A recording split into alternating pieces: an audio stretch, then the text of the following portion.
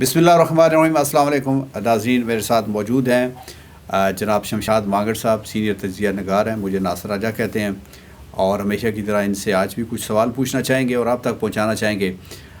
جناب مانگڑ صاحب، بہت سارے سوالات ہیں. کچھ ایسے سوالات ہیں جو ہم پوچھ کے بوڑھے ہو گئے ہیں، اور کچھ ایسے سوالات ہیں جو نئے ایمرج ہو رہے ہیں. پہلے تو یہ بتائیں کہ یورپ کے دورے پہ نکل گئے ہیں نواز شریف صاحب، اور نواز شریف صاحب کے بارے میں ابھی کسی کو کچھ معلوم نہیں. کوئی کہہ رہا ہے کہ یورپ کے اس حصے میں ہے، کوئی کہہ رہا ہے جی امریکہ جا رہے ہیں، کوئی کہہ رہا ہے جی کہاں جا رہے ہیں. آپ کے پاس اس حوالے سے کیا اطلاعات ہیں؟ دیکھیں، ان کی جو پہلی تصویر آئی ہے وہ میلان سے آئی ہے، جہاں پہ مریم بی بی بھی ان کے ساتھ ہیں اور ان کے کچھ اور دوست بھی ساتھ ہیں، اور بڑے جو بندہ تصویر بنا رہا ہے تو ان کے ساتھی جو ہیں وہ بڑے غور سے اس کو دیکھ رہے ہیں جو تصویر آئی ہے. لیکن جو میری معلومات ہیں وہ سارڈینیا ایک جزیرہ ہے اٹلی کا، وہاں پہ ہیں، اور وہاں پہ پاکستانیوں کی تعداد بہت کم ہے، اور وہی وہاں پہ رہتے ہیں جو بڑے خوشحال اور مطلب امیر کبیر قسم کے جو لوگ ہیں وہاں پہ رہتے ہیں. جی جی. اور آصف وڑائچ صاحب ہیں ہمارے پاکستانی، اور وڑائچ ہیں تو یقینی طور پہ ان کا تعلق منڈی بہدین سرگودا سے ہی ہوگا، تو وہ ان کی میزبانی وہاں پہ کر رہے ہیں.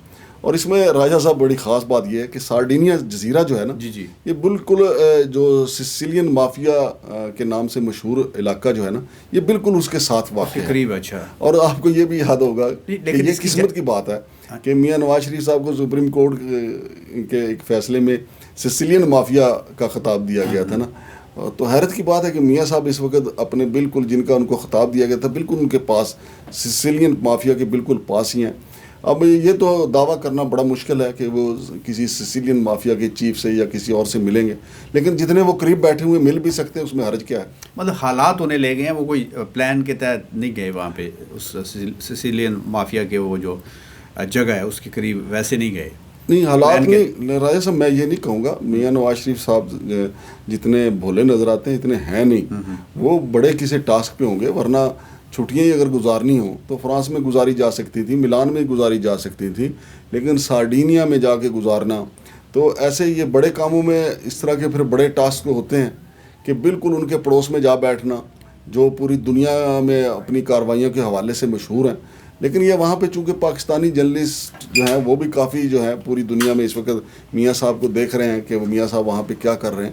کچھ چیزیں سامنے آئیں گی، لیکن یہ کہنا کہ میاں صاحب جی صرف کسی سسیلین مافیا سے ہی ملنے گئے ہیں یا وہ کسی بہت اہم کارروائی کے لیے گئے ہیں، البتہ یہ ضرور ہے کہ ان کا یہ دورہ صرف سیر ویر نہیں ہے.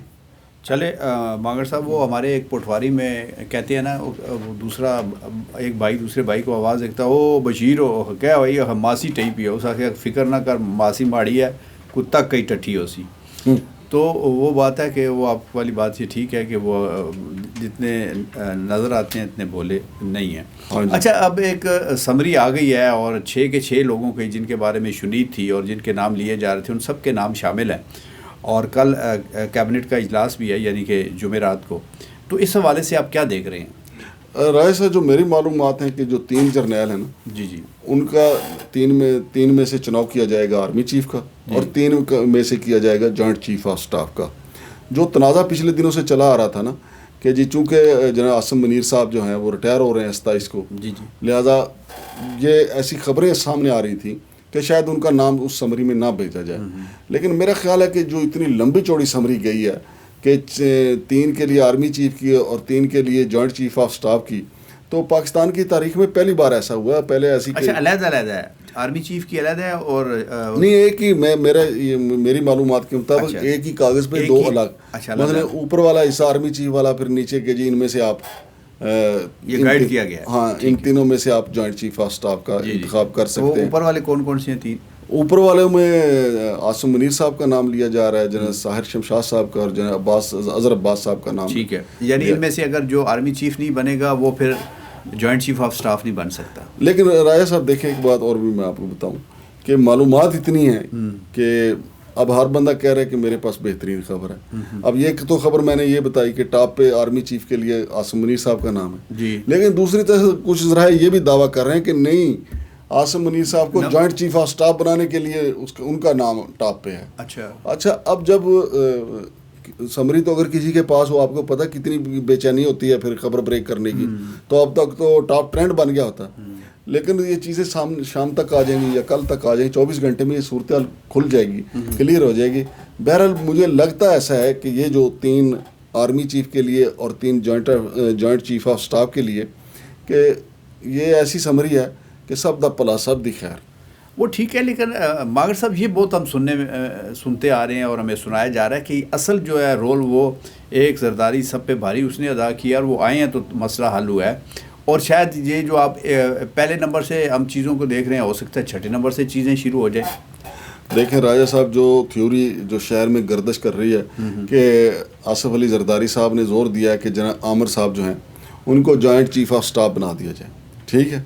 اور ایسا بھی ہو سکتا ہے کہ بالکل اچانک ایک خبر آئے کہ جناب عامر صاحب جو ہیں وہ آرمی چیف بن گئے ہیں. اگر آرمی چیف وہ بن جاتے ہیں تو پھر میرا خیال ہے کہ جیسا کہ چونکہ اس تقرری کے ہمارے ملک کی سیاسی حالات پہ بڑے اثرات ہوتے ہیں, صحیح کہ جناب عامر صاحب اگر آرمی چیف بن جاتے ہیں تو پھر میرا خیال ہے کہ میاں نواز شریف صاحب کو بھی پتہ ہے, شہباز شریف صاحب کو بھی پتہ ہے کہ ان کو اپنا بوریا بستر بھی گول کر لینا چاہیے.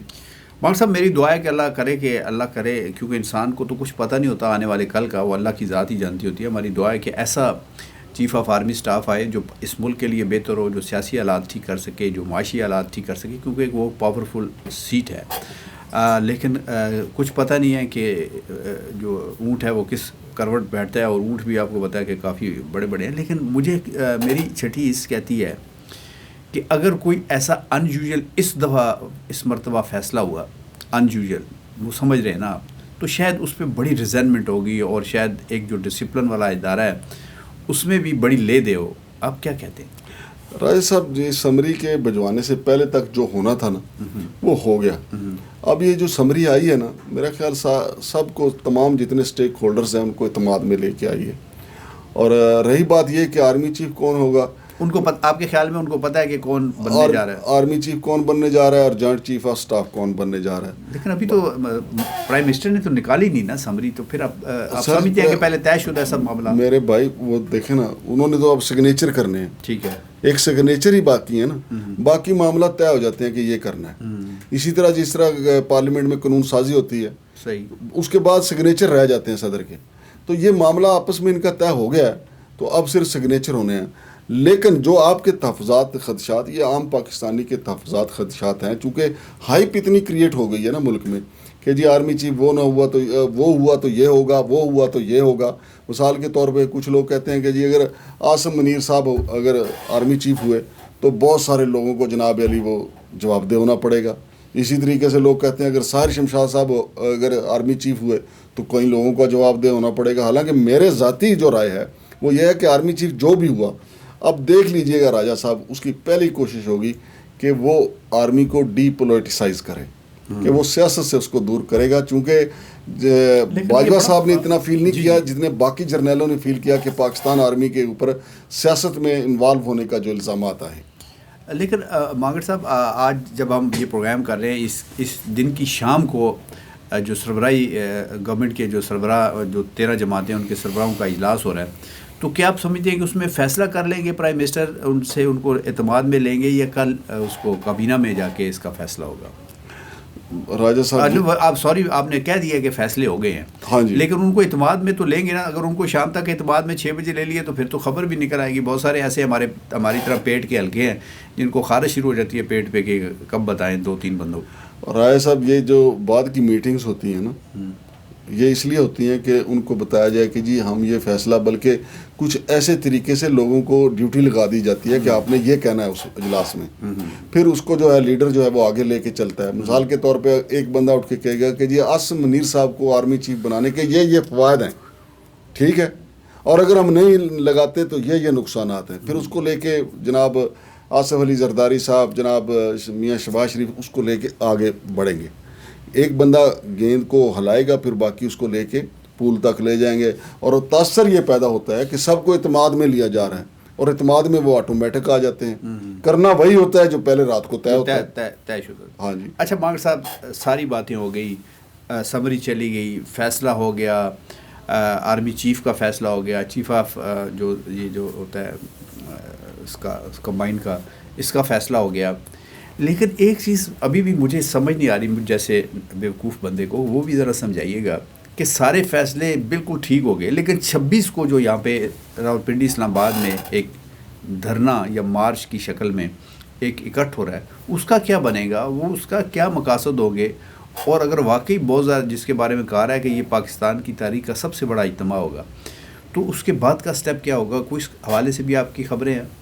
دیکھیں راجہ صاحب، جو عمران خان صاحب 26 نومبر کو یہاں پہ آ رہے ہیں نا، یہ آرمی چیف کی تقرری ہوگی نا، اس تقرری کے جو سائیڈ افیکٹ ہوں گے، سائیڈ افیکٹ سے مراد ہے جو فریقین ناراض ہو جائیں گے، ان کی ناراضگی اگر مثال کے طور پہ پی ٹی آئی کی بالکل ہی اس پہ جو ہے وہ انیوژل فیصلہ ہو جاتا ہے، یعنی پی ٹی آئی کے لیے یا پی ٹی آئی سمجھیے ہمیں دیوار سے لگا دیا گیا، تو اس کا اظہار 26 نومبر کے دھرنے میں ہوگا، اس جلسے میں ہوگا۔ اور پھر عمران خان صاحب نے آپ کو پتہ ہے کہ اگلی لائن بھی دے دی ہے کہ 26 نومبر کو ہم بتائیں گے کہ ہمارا اگلا لاہ عمل کیا ہے۔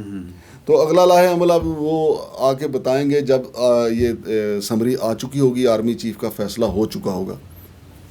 اچھا باغر صاحب، آپ ایک اور خبر بھی گرم ہے، وہ یہ ہے کہ شاید وہ جاتے ہیں باہر کے نہیں ترکی، اپنا پرائم منسٹر، اور ان کا ابھی فیصلہ نہیں ہوا۔ کچھ لوگ کہہ رہے ہیں کہ وہ جائیں گے، کچھ لوگ کہہ رہے ہیں کہ نہیں جائیں گے۔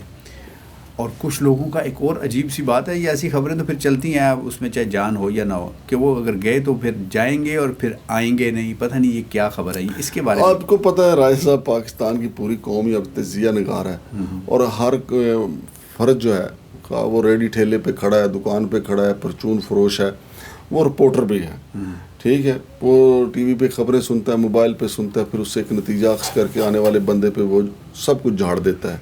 میرا نہیں کہ خیال کہ جناب میاں شہباز شریف بطور پرائم منسٹر ترکی جائیں اور پھر واپس ہی نہ آئیں۔ پہلی تو بات ہے جو ملک کے اس وقت حالات چل رہے ہیں، میرا خیال ہے کہ وہ اپنا یہ دورہ ملتوی کر دیں گے، وہ پاکستان میں موجود رہیں گے، تو اس میں تو کوئی شک نہیں، اور ان کا رہنا بھی بنتا ہے۔ لیکن اگر یہ سارا ایمیکیبلی بامی مشاورت سے جو کچھ ہو رہا ہے، طے ہو رہا ہے، تو پھر ان کے باہر جانے میں بھی کوئی حرج نہیں ہوگا، پھر وہ چلے جائیں گے۔ اچھا، ویسے اس کو آپ اچھا سمجھتے ہیں کہ ہر بندہ جو تجزیہ نگار ہو گیا، رپورٹر ہو گیا، کیونکہ اس سے اویئرنیس تو آئی ہے نا لوگوں کو، لوگ فیصلہ تو کرنے لگے ہیں نا۔ پہلے دیکھتے تھے کہ جی میری نالی پکی ہوگی یا میرے بیٹے کو تنخواہ نوکری مل جائے گی، اس طرح کے فیصلوں پہ لوگ ووٹ دیتے تھے۔ اب لوگوں کی سوچ میں یہ آ گیا کہ ملک کے بارے میں وہ پہلے سوچتے ہیں۔ تو میں اس حوالے سے آپ سے پوچھنا چاہ رہا ہوں کہ کیا یہ ٹھیک ہوا ہے یا غلط ہوا ہے؟ رائے صاحب، ملک کے بارے میں سوچنا ہر بندے کا اپنا اپنا نظریہ ہے۔ مثال کے طور پہ نون لیگ کا جو ورکر ہے وہ اس سوچ کے ساتھ دیکھتا ہے میاں نواز شریف صاحب کے ساتھ، جو پی ٹی آئی کا ورکر ہے وہ عمران خان کے اس کے ساتھ دیکھتا ہے، مولانا فضل الرحمان سے جو جڑا ہوا ہے وہ مولانا فضل الرحمان کے ساتھ جڑ کے دیکھتا ہے کہ جی ملک کا کیا فائدہ ہے۔ لیکن اگر ہم ملک کے خیر خواہ ہوتے راجہ صاحب، آپ دیکھیں نا، کسی پرائم منسٹر نے آج تک کوئی نہ ایسا قانون بنایا، نہ اجازت دی ہے کہ جی آپ ملاوٹ کریں، نہ کسی پرائم منسٹر نے آج تک یہ کہا ہے کہ جی آپ جھوٹ بولیں۔ جھوٹ اور منافقت تو ہمارے اندر اتنی آ گئی ہے، بلا وجہ کی ہماری جو ہے نا سیاست میں دلچسپی۔ مثال کے طور پر ایک مزدور آدمی ہے، ایک پرچون فروش ہے، وہ اس کو اپنے کاروبار سے دلچسپی ہونی چاہیے، لیکن وہ بھی جاننا چاہتا ہے کہ آرمی چیف کون سا۔ حالانکہ آپ مجھے بتائیں کہ باجوہ صاحب 6 سال آرمی چیف رہے ہیں، راجہ صاحب آپ اور میں تو جرنلسٹ ہیں، باجوہ صاحب نے آپ کا اور میرا باجوہ صاحب کے جو فیصلے تھے وہ میرا اور آپ کا کیا تعلق تھا؟ ہم رپورٹ ہی کر سکتے تھے نا کہ انہوں نے یہ کیا ہم نے لکھ دیا، انہوں نے یہ نہیں کیا ہم نے لکھ دیا۔ اب میں کہتا ہوں کہ لوگوں کو امن دیں، لوگوں کو روزگار دیں، لوگوں کو انصاف دیں، یہ حکومتوں کا کام ہے، اور لوگ اپنے گریبان میں خود بھی جھانکیں، کیونکہ حکومتیں کرپشن کے لیے نہیں کہتی، لوگ خود گندا فروٹ بیچتے ہیں، خود جھوٹ بولتے ہیں، خود ایک دوسرے کا حق مارتے ہیں، خود جعلی مقدمے کرواتے ہیں، خود جعلی درخواستیں عدالتوں میں ڈال کے لاکھوں کے مقدمات جو ہیں وہ التوا میں پڑے ہوئے ہیں۔ یہ عدالتوں کسی حکمران نے تو نہیں کہا ان کو۔ بہت شکریہ مانگڑ صاحب۔ اور جو مانگڑ صاحب نے آخری بات کی ہے، یہ بڑے پتے کی بات کی ہے اور بڑی گہری بات کی ہے۔ اس سب کو ہمیں سوچنا اور سمجھنا چاہیے کہ ہر شخص، ہر پاکستانی، وہ اس ملک کا وزیر اعظم بھی ہے، وزیر داخلہ بھی ہے، وزیر خزانہ بھی ہے، وزیر خارجہ بھی ہے، آرمی چیف بھی ہے اور صدر بھی ہے، کیونکہ اس کے جو چھوٹے چھوٹے فیصلے وہ اس عمارت کو ایک وسیع اور پرکشش عمارت بناتے ہیں. لیکن بندہ اگر خالی نیچے سے ہی سازش کرنا شروع کر دے، نیچے سے ہی بے ایمانی شروع کر دے اور نیچے سے ہی ملاوٹ شروع کر دے اور ایسے فیصلے کرے جس سے ملک کو فائدے کی بجائے نقصان ہو، اس قوم کو، آپ کے ساتھی کو، آپ کے ہمسائے کو، آپ کے بچوں کو، آپ کی تعلیمی نظام کو نقصان ہو، تو وہ پھر پوری بلڈنگ ایسی بنتی ہے کہ جو نقصان ہی نظر آتا ہے. اپنا خیال رکھیے گا، ہمیں دعاؤں میں یاد رکھیے گا. ہمارا چینل سبسکرائب کیجیے گا، لائک کیجیے گا، شیئر کیجیے گا. پاکستان زندہ باد.